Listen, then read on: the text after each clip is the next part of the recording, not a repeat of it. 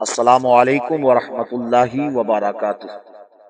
قابل احترام بزرگوں اور دوستوں، آج کل سوشل میڈیا کے ذریعے سے کئی سارے SMS جو ہے وہ موصول ہو رہے ہیں اور قرب و جوار کے لوگوں کی باتوں کو سماعت کر کے یہ بات سامنے آ رہی ہے کہ اورنگ آباد میں جو تبلیغی سعدی دیوبندیوں کا اجتماع ہونے والا ہے، اس اجتماع میں لوگوں کی تعداد بڑھانے کے لیے، اس اجتماع میں لوگوں کو لے جانے کے لیے تبلیغی سعدی دیوبندی لوگ جو ہیں جھوٹ کا، مکر کا، دجل کا، دسیسہ کاری کا، ہر طریقے کا حربہ اپنا رہے ہیں۔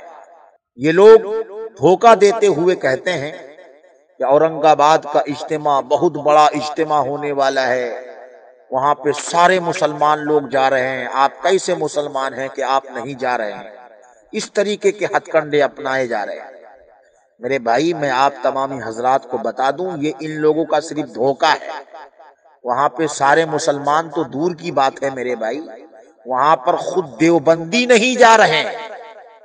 آپ کو پتا ہونا چاہیے کہ تبلیغی دیوبندی جماعت میں دو ٹکڑے ہو گئے ہیں، ایک سعدی تبلیغی جماعت اور ایک شورا تبلیغی جماعت۔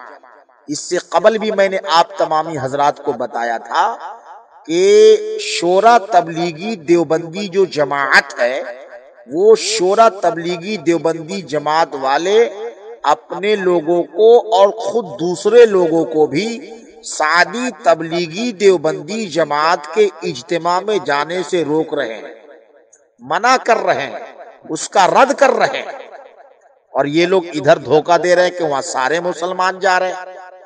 یہ ان لوگوں کا کذب ہے، دجل ہے، مکر ہے، فراڈ ہے۔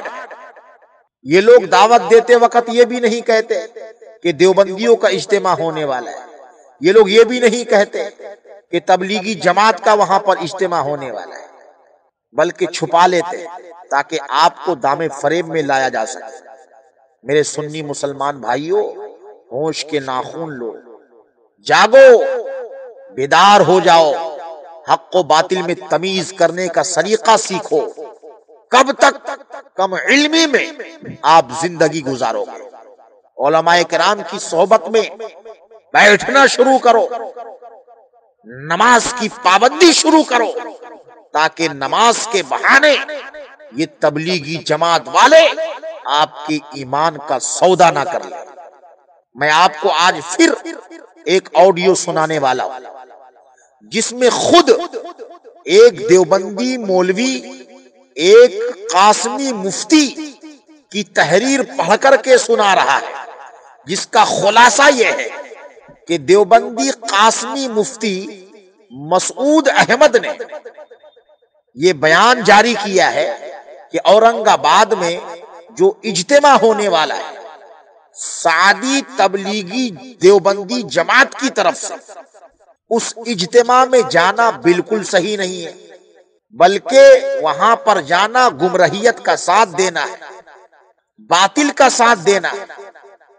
جب سب کو پتا ہے کہ مولوی سعد دیوبندی پر گمراہیت کا فتویٰ لگ چکا ہے، تو پھر جب اس نے اپنی گمراہیت سے توبہ نہیں کیا، اپنی گمراہیت سے رجوع نہیں کیا، تو اس کے پیچھے نماز پڑھنا، اس کی تقریر سننا، اس کے اجتماع میں جانا کیوں کر صحیح ہو سکتا ہے؟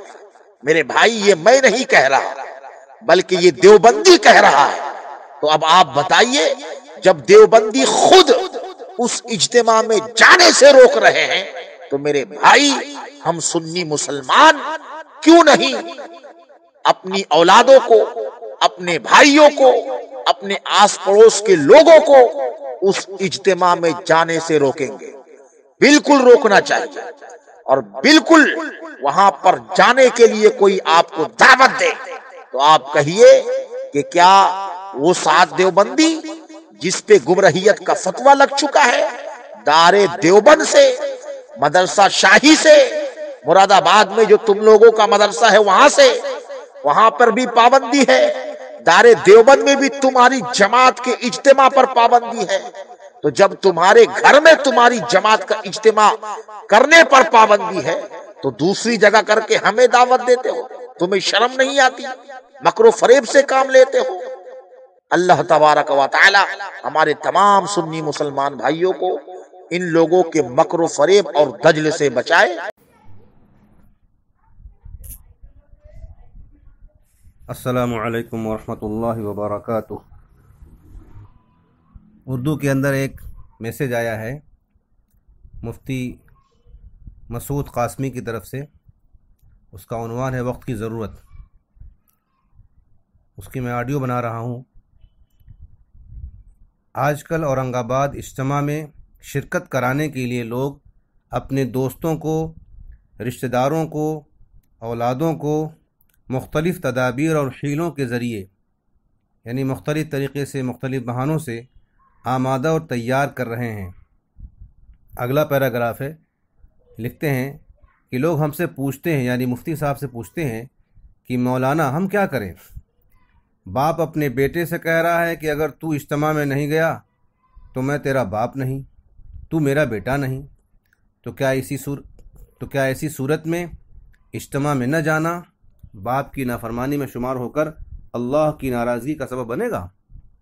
آگے لکھتے ہیں، تو جاننا چاہیے کہ یہ اجتماع صرف ایک شخصیت کی بنیاد پر ہے، اور جب دارالعلوم دیوبند کے اس کے بارے میں فکری کجروی کا شکار ہو جانے کا حکم لگا دینے اور ان کے گمراہ کن نظریات کی وجہ سے صراط مستقیم سے منحرف ہو جانے کا حکم لگا دینے کی وجہ سے اس کا گمراہ ہو جانا ثابت اور محقق ہو چکا ہے، تو اب ماں باپ یا کسی اور کے اپنے رشتہ دار کا واسطہ دینے کی وجہ سے، رشتہ داری کا واسطہ دینے کی وجہ سے اس اجتماع میں شرکت کرنا اللہ کی معصیت اور نافرمانی میں شمار ہوگا۔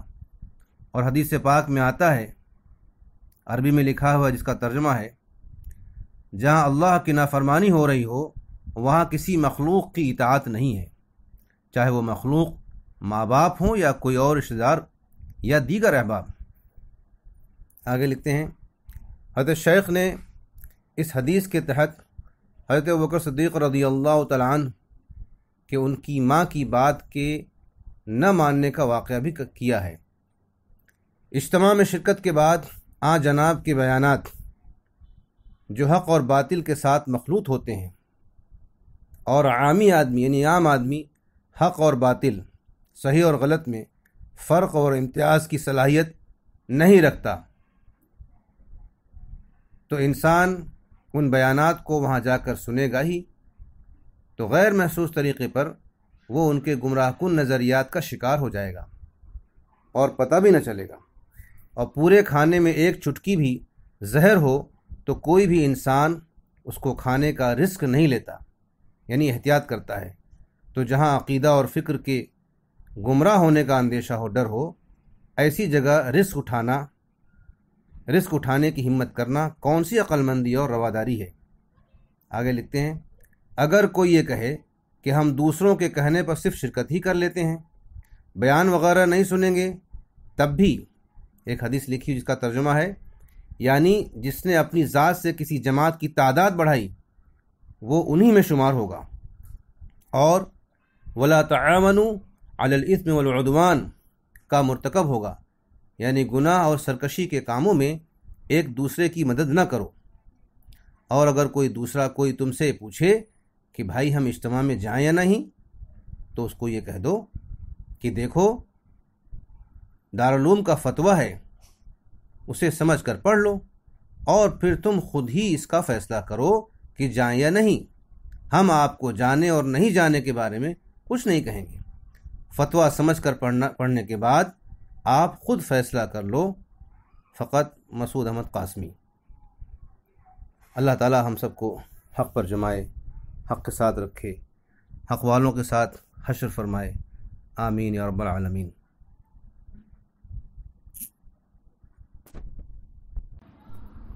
اللہم ارنا الحق حقا وارزقنا اتباعہ وارنا الباطل باطلا وارزقنا اجتنابہ۔ اس دعا کا ہم سب اہتمام کریں اور اس دعا کا بھی اہتمام کریں. ربنا لا تزغ قلوبنا بعد إذ هديتنا وهب لنا من لدنك رحمة إنك أنت الوهاب.